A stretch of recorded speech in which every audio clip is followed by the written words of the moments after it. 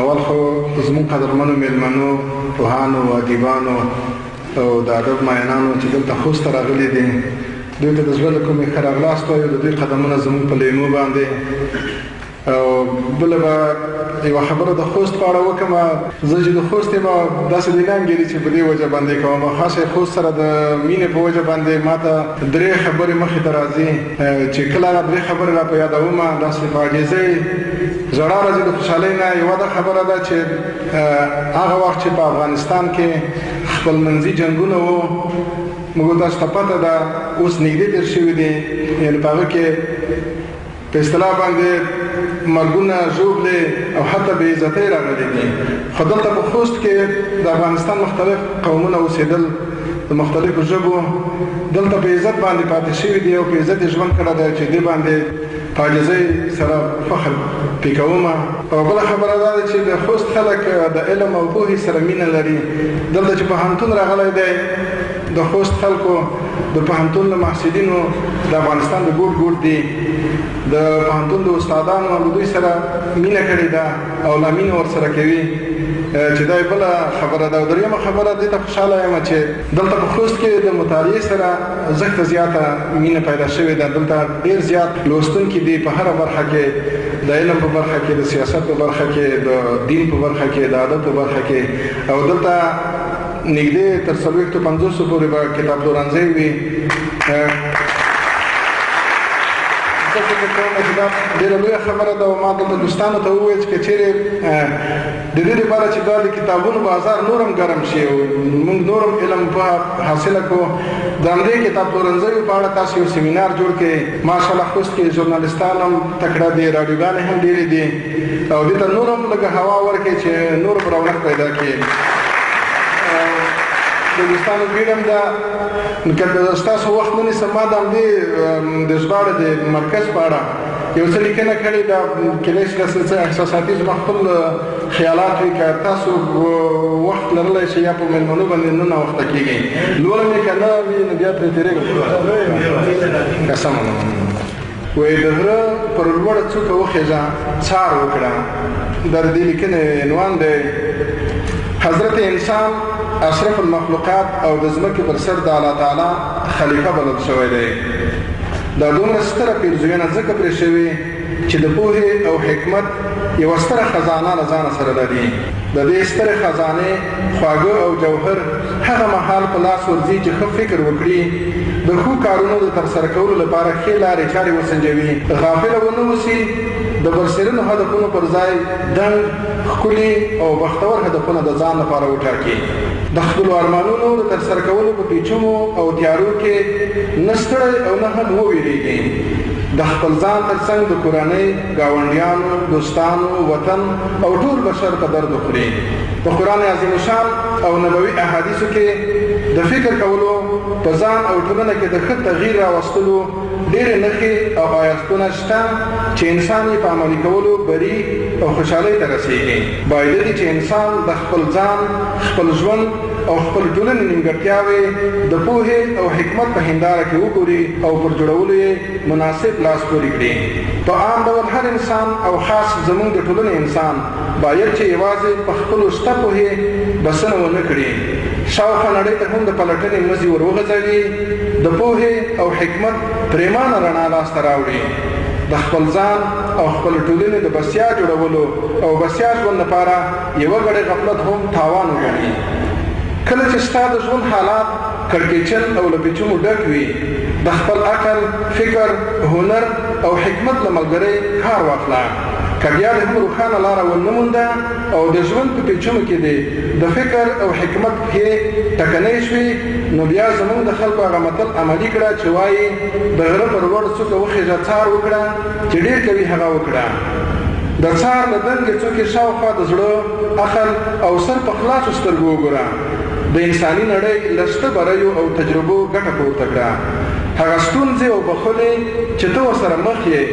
نورو لا د وخته پر سر تېرې کړي او د درمان نسخې ورته پیدا کړي دي. هغه دي چې خوښ خورم د ځمکې پر سر ګرځي، د ستوریو په جېبونو کې ګوتې وهي، د پوهې راز او خوشحالۍ د رڼا سکې ترې راخلي. ته نه ګورې جنګ څه کانې در وکړې،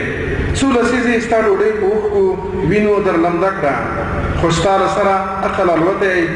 امن او سوله درته د مرغۍ پۍ ښکاري ای تا ته وایم ته له خپله دینه خبر یې ستا دین ستا اسلام د جد و جهد تر څنګ د امن او مینې دین هم دی تا کله هم د حدیبیې د سولې په اړه فکر کړی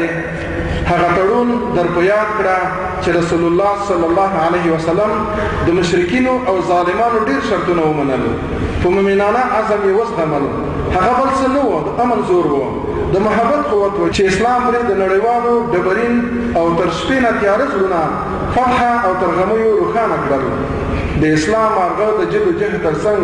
زیات د امن په وزرونو د خاورینې نړۍ له یوه سره تر بله سره الوت وکړ ته ملامت نه یې تا دین یوازې ملایانو ته ورپرېښی که دې منلی هغه دې هم رواجي منلی له پلاره او نیکه هسې په میراث در پاتې دی افغانې او افغانه تا ته وایم له دین او پوهې سره زړه وتړه د دین له علم سره سره هغه دنیوي پوهه او حکمت هم حاصل کړه چې د الله جل جلاله استازي ستا ښکلي پیغمبر ان تر چینه لاره درته خلاصه پرېښې ده تا چې په خپله ژبه لیک او لوست سم یاد نه دی د دین او قرآن ژبه عربي او د نورو اصلي علومو ژبې تا ته کله درځي ستا ملایانو ته هم سمې نه ورځي قربان له هغو ملایانو چې اسلام په حقیقي بڼه پر ځان او ټولنه عملي کوي او انسان ته د رحمت او رحماني محبت لارې ورښیي خو هغوی نه چې د رحمان بابا په قول دین یې دام وي د دنیا په لار کې ایښی پرې رااړوي وحشیان د مخلوقات که ته پوهه او حکمت ولرې خپل دوست او دښمن پېژندی شي په خپلو پردیو ګاونډیانو او نړیوالو کې درته د اخلاص او غرض پته لګي بیا نو د غرض او چل ول شیطاني څېرې د قربانۍ په صدر نه نشي جوړولی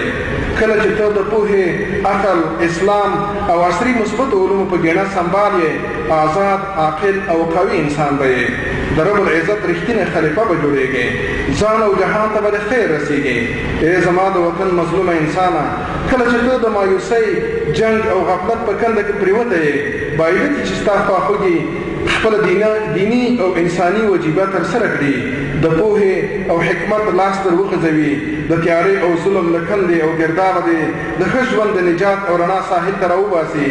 دوی ته باید دی چې د دین او نور علوم ستا په ژبه وژباړي چې په اسانۍ پرې وپوهېږې ښه یې هضم کړې او د ژوند په لارو چارو کې یې وکاروې د دین په برخه کې نن سبا په خوږه پښتو ډېرې ژباړې شوي هم دي پکار ده چې موږ جدي پام ور واړوو او د خپل جنګ ځپلي او د خپلې جنګ ځپلې ټولنې اوسني دردونه پرې درمان کړو که د یونان ژبه د یونان د خلکو تر څنګ نورو نړیوالو یاده کړې او ژباړلې نه وی نن به د یونان پوهه حکمت او فلسفه تر موږ نه وی رارسېدلې دا د ژباړې او ترجمې برکت دی چې نن ورځ درسته نړۍ د سقراط افلاطون ارسطو او نورو پوهانو له هغو پوه او ګټورو مفکورو ګټه اخلي هغوی چې کومې تېروتنې کړي دي هغه هم ورته څرګند او سرونه یې پرې خلاص دي د شعر او لیکوالۍ د جهان ځینې شاهکارونه په پښتو ډول شوي چې اثر یې جوت او څرګند دی خو په دې برخه کې شوي کارونه بس نه دي د ترجمې کار ته باید کار وویل شي په مینه او قوي اراده پسې زیات شي موږ ماشومانو ته کم کتلي